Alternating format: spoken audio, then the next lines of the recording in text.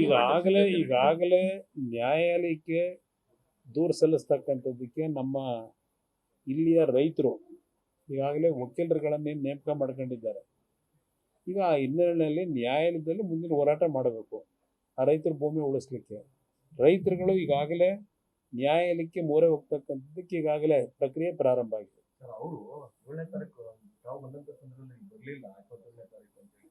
ಈಗ ಇಲ್ಲಿನ ರೈತರು ಪರವಾಗಿರುವಂತ ರೈತರು ತಮಗೊಂದು ಆಹ್ವಾನ ಕೊಡ್ತಾರೆ, ಚೇರ್ಗಳನ್ನ ಬರಲಿ ನಮ್ಮ ಜೊತೆ ಚರ್ಚೆ ಮಾಡಿ. ಯಾರು ಯೋಜನೆ ನನಗೆ ಯಾರು ಆಹ್ವಾನನೇ ಕೊಟ್ಟಿಲ್ಲ.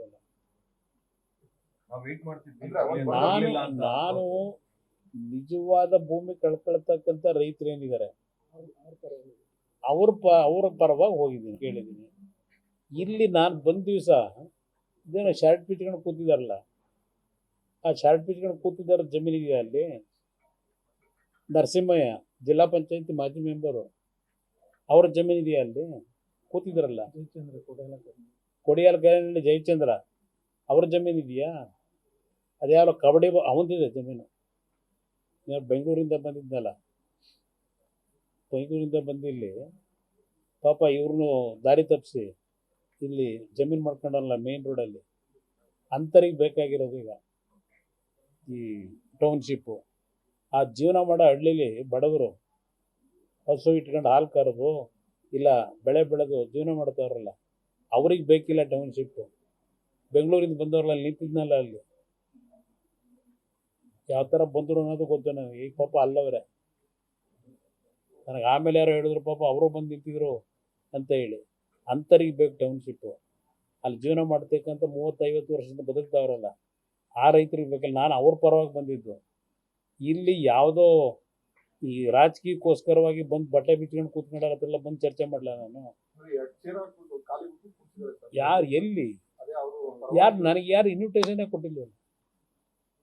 ಈಗ ನಾನು ಉದಾಹರಣೆಗೆ ಜಂಗಮಕೋಟೆ ವಿಷಯ ಬಂತು, 3 ದಿವಸದಿಂದ ಕರೆಸಿ ಅಲ್ಲಿ ಏನೋ ಒಂದು ಜಂಗಮಕೋಟೆನಲ್ಲಿ ರೈತರ ಭೂಮಿನ ಭೂಸ್ವಾಧೀನ ಮಾಡೋಕೆ ಹೋಗೋರೆ ಅಂತ ವಿಷಯ ನನ್ನ ಮುಂದೆ ಬಂತು. ಮೊನ್ನೆ ಕರೆಸಿ ಎಲ್ಲ ಹೆಚ್ಚು ಕಡಿಮೆ ಎಲ್ಲರೂ ಚರ್ಚೆ ಮಾಡಿ ರೈತರ ಹತ್ರ ಅವ್ರ ಪರವಾಗಿ ನಿಲ್ಲಬೇಕು ಅಂತ ನಮ್ಮ ಶಾಸಕರಿಗೂ ನಾನಿವತ್ತು ನನಗೆ ಡೈರೆಕ್ಷನ್ ಕೊಟ್ಟು ಕಳಿಸಿದ್ದೀನಿ.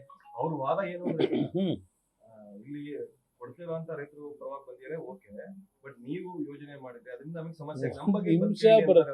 ಇವ್ರಿಗೆ ಯಾಕೆ ಸಮಸ್ಯೆ ಆಗಿದೆ? ರೆಡ್ ಝೋನ್ ಮಾಡೋದು, ಇವ್ರಿಗೆ ಏನ್ ತೊಂದರೆ ಆಗಿದೆ? 2018 ಯಾರು ನನ್ನದು ಯಾರು ಬಂದವ್ರೆ? ಯಾರು ಬಂದವ್ರೆ ಬ್ರದರ್? ಇಲ್ಲ, ಒಂದ್ ನಿಮಿಷ.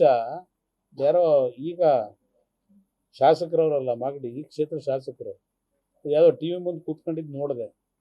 ನನ್ನ ಹತ್ರ ಯಾರು ನನ್ನ ಬಂದಿದ್ದೆ ನನಗೆ ಗೊತ್ತಿಲ್ಲ. ಇಲ್ಲೆಲ್ಲ ಬಂದು ಇದು ಏನೋ ನಾನು ಆ ರೋಡಲ್ಲಿ ಹೋಗ್ಬೇಕಾದ್ರೆ ಅದೇನೋ ಎಲ್ಲ ಅಡ್ಡೆ ಹಾಕ್ಬಿಟ್ಟು ಕೇಳಿದ್ರು ಅಂತ ಅಂದ್ಬಿಟ್ಟು ಏನೋ ಹೇಳ್ತಾ ಇದ್ದಾರಲ್ಲ ಟಿ ವಿಲಿ.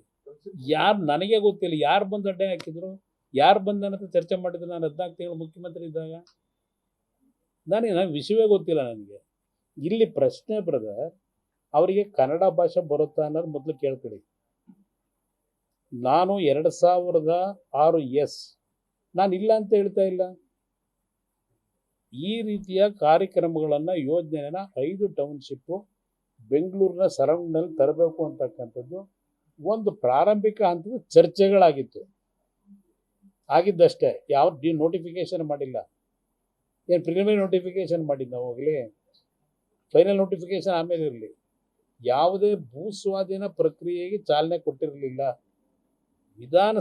ನಮ್ಮ ಕಚೇರಿ UD ಸೆಕ್ರೆಟರಿಗಳು ಮತ್ತು ಹಿರಿಯ ಅಧಿಕಾರಿಗಳು ಒಂದು ಚಿಂತನೆ ನಡೆಸಿದಂಥದ್ದು, ಒಂದು ಪ್ರೋಗ್ರಾಮ್ಗಳು ನಡೀತಾ ಇತ್ತು. ವಿಧಾನಸಭೆಯಲ್ಲಿ ಯಾವ ಚರ್ಚೆ ನಡೀತು, ವಿಧಾನಸಭೆಯಲ್ಲಿ ಜುಲೈ 2007, ನಾನು 2006ರಲ್ಲೇ ಪ್ರಕ್ರಿಯೆ ನಡೀತಾ ಇದ್ದಿದ್ದು, ಅಲ್ಲಿಂದಲೇ ಪ್ರಾರಂಭ ಆಗಿತ್ತು. 2007 ಜುಲೈ ತಿಂಗಳಿನಲ್ಲಿ ಏನು ವಿರೋಧ ಪಕ್ಷದಲ್ಲಿ ಇದ್ದಂಥವರು ಧರ್ಮಸಿಂಗ್ ಅವರು, ಮಲ್ಲಿಕಾರ್ಜುನ್ ಖರ್ಗೆ ಅವರು, ಇದೇ ಶಿವಕುಮಾರ್ ಅವರು, ಸಿದ್ದರಾಮಯ್ಯನವರು, ಹೀಗೆ ಹಲವಾರು ನಾಯಕರು ಅವತ್ತಿನ ಭೂಸ್ವಾಧೀನ ಒಂದು ವಿಷಯದಲ್ಲಿ SEZನ ಒಂದು ಇದೇನು ಬಂದಿತ್ತು ಆ್ಯಕ್ಟು, ಅದು ಎಲ್ಲದರ ಬಗ್ಗೆ ಸುದೀರ್ಘವಾಗಿ ಚರ್ಚೆ ಮಾಡಿ ಉತ್ತರ ಕೊಡಬೇಕಾದ್ರೆ ನಾನು ವಿಧಾನಸಭೆಯ ಕಲಾಪದಲ್ಲಿ ಆಗಸ್ಟ್ 1ನೇ ತಾರೀಕು ಕೊಟ್ಟಿರ್ತಕ್ಕಂಥ ಉತ್ತರ, ನನ್ನ ಒಂದು ಬೆಳೆಸಿರ್ತಕ್ಕಂಥ ಆ ಪುಣ್ಯಾತ್ಮರು ಏನಿದ್ದಾರೆ ಅವರ ಜಮೀನುಗಳನ್ನು ಭೂಸ್ವಾಧೀನ ಮಾಡಿ ಅವ್ರನ್ನ ಒಕ್ಕಲೆಬ್ಬಿಸ್ತಕ್ಕಂಥ ಕೆಲಸ ಮಾಡಲ್ಲ. ಟೌನ್ಶಿಪ್ನ ಅವಶ್ಯಕತೆ ಇಲ್ಲ, ನಾನು ಅದನ್ನು ನಿಲ್ಲಿಸಿದ್ದೇನೆ ಅಂತಕ್ಕಂಥದ್ದನ್ನು ವಿಧಾನಸಭೆಯಲ್ಲಿ ಅವ್ರ ಮುಖಕ್ಕೆ ಹೇಳಿದ್ದೀನಿ. ರೆಡ್ ಝೋನ್ ಮಾಡಿದ್ರೆ ಒಂದು ನಿಮಿಷ ಇರಿ, ಅದ ದಾಖಲೆ ಕೂಡ ಇದೆ ಇಲ್ಲಿ, ಅವ್ರು ತೆಗೆದು ನೋಡ್ಕೋಬೋದು, ಓದ್ಬೋದು ಕೂತ್ಕೊಂಡು ಟೈಮ್ ಇದ್ದಾರೆ. ಅದಾದ ಮೇಲೆ ಆಗಸ್ಟ್ 15ನೇ ತಾರೀಕು ನಾನು ಸ್ವಾತಂತ್ರ್ಯ ದಿನಾಚರಣೆಯ ಭಾಷಣ ಮಾಡಬೇಕಾದ್ರೆ 5 BDA ವತಿಯಿಂದ 5 ಭಾಗದಲ್ಲಿ ಹೊಸ ಬಡಾವಣೆಗಳನ್ನು ರಚನೆ ಮಾಡಬೇಕು ಅಂತೇಳಿ ಘೋಷಣೆ ಮಾಡಿದೆ. ಈಗೇನು ಮೊನ್ನೆ ಕೆಂಪೇಗೌಡ ಬಡಾವಣೆ ಅಂತೇಳಿ ರಸ್ತೆ ಮಾಡೋರ ತೋರಿಸ್ತಾವ್ರಲ್ಲ, ಆ ಕೆಂಪೇಗೌಡ ಬಡಾವಣೆ, ವಿಶ್ವೇಶ್ವರಯ್ಯ ಹೆಸರಿನ ಬಡಾವಣೆ, ದೇವರಾಜ ಅರಸು ಬಡಾವಣೆ, ಶಿವರಾಮ್ ಕಾರಂತ್ ಬಡಾವಣೆ, ಇನ್ನೊಂದು 5 ಬಡಾವಣೆಗಳನ್ನು ರಚನೆ ಮಾಡ್ತಕ್ಕಂಥ ತೀರ್ಮಾನ ಮಾಡಿ ಘೋಷಣೆ ಮಾಡಿ ಚಾಲನೆ ಕೊಟ್ಟೆ ಆಗಸ್ಟ್ 15ನೇ ತಾರೀಕು. ಇದೆಲ್ಲ ಬಂದಾಗಿತ್ತು.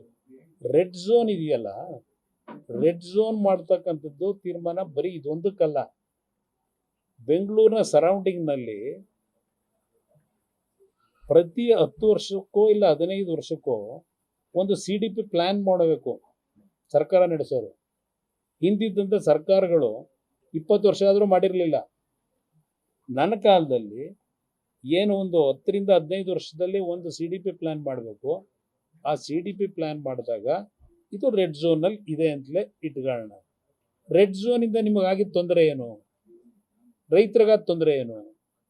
ರೆಡ್ ಝೋನ್ ಅಂತಕ್ಕಂಥದ್ದು ಮಾಡೋದು ಯಾವ ಒಂದು ಸಾರ್ವಜನಿಕವಾದಂಥ ಒಂದು ಕಾರ್ಯಕ್ರಮ ಮಾಡಬೇಕಾದ್ರೆ ಯೋಜನೆನ, ಅದು ಆಸ್ಪತ್ರೆ ಕಟ್ಟತಕ್ಕಂಥದ್ದು, ಬಸ್ ಸ್ಟ್ಯಾಂಡ್ ನಿರ್ಮಾಣಕ್ಕೋ ಇಲ್ಲ ಸ್ಕೂಲ್ ಕಟ್ಟಡ ಕಟ್ಟಲಿಕ್ಕೋ, ಆ ಜಮೀನುಗಳನ್ನು ಅಕ್ವೈರ್ ಮಾಡ್ಕೊಳ್ಳಿಕ್ಕೆ ಇರ್ತಕ್ಕಂಥ ಕಾನೂನು ಅದು ರೆಡ್ ಝೋನ್ ಅಂದರೆ.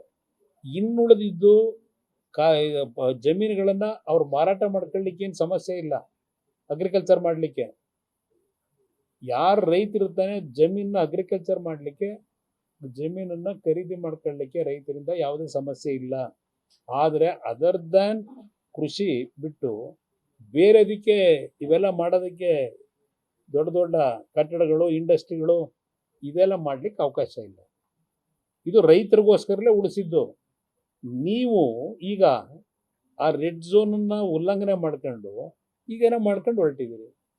ರೆಡ್ ಝೋನ್ ಅದು ಮಾಡಿದ್ರಿಂದ ಇದೇ ಮಹಾನುಭಾವ ಹೇಳೋರಲ್ಲ, ರೆಡ್ ಝೋನ್ ಮಾಡಿದ್ರಿಂದ ಅಟ್ಲೀಸ್ಟ್ ರೈತರ ಭೂಮಿ ಉಳ್ಕೊಂಡಿದೆ, ಇಲ್ಲದೆ ಹೋಗಿದ್ದಾರೆ ಲ್ಯಾಂಡ್ ಮಾಫಿಯಾಗಳು ಇಷ್ಟೊತ್ತಿಗೆಲ್ಲ ಲೂಟಿ ಮಾಡಿಬಿಡೋರು ಅಂತ ಇವರೇ ಭಾಷಣ ಮಾಡೋರು. ಮಾತಾಡ್ರೆ ನಿಮ್ಮ ಹತ್ರನೇ ಕ್ಯಾಸೆಟ್ ಇದೆಯಲ್ಲ. ಅದರಿಂದ ಇಲ್ಲಿ ನನ್ನ ರೈತರಿಗೆ ತೊಂದರೆ ಆಗ್ತಕ್ಕಂಥದ್ದು ನನ್ನಿಂದ ಏನೂ ಆಗಿಲ್ಲ. ಪ್ರಾರಂಭ ಆಗಿರೋದು ಇವರಿಂದ. ರೈತರು ನಿದ್ದೆಗೆಡಿಸಿ ಪಾಪ ಹೆಣ್ಮಕ್ಳನ್ನ 500 ದಿವಸಗಳಿಂದ ಅವ್ರು ಕೂರಿಸಿದ್ದಾರೆ ರಸ್ತೆಯಲ್ಲಿ. ಅದು ನೀವು ಮಾಡಿರ್ತಕ್ಕಂಥ ಕಾರ್ಯಕ್ರಮ. ನ್ಯೂಸ್ ಫಸ್ಟ್, ನಿರ್ಭೀತಿಯಿಂದ ನಿಮ್ಮ ಪರವಾಗಿ.